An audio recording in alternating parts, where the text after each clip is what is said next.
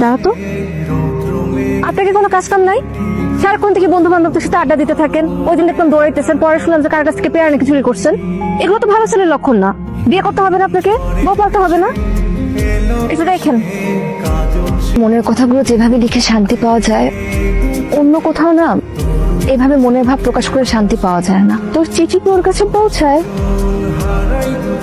একদিন সে আমার সব অপ্রকাশিত চিঠি পড়বে, খুব যত্ন করে, মায়া নিয়ে।